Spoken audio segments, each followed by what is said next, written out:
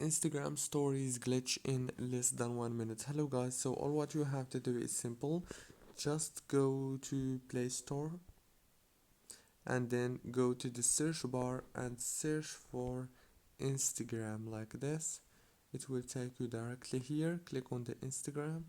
Now as you can see, if you found this update on the green, all what you have to do is just click on it, and after you click on it, the app is gonna be updated, and then you need to try open it, and the problem must be fixed.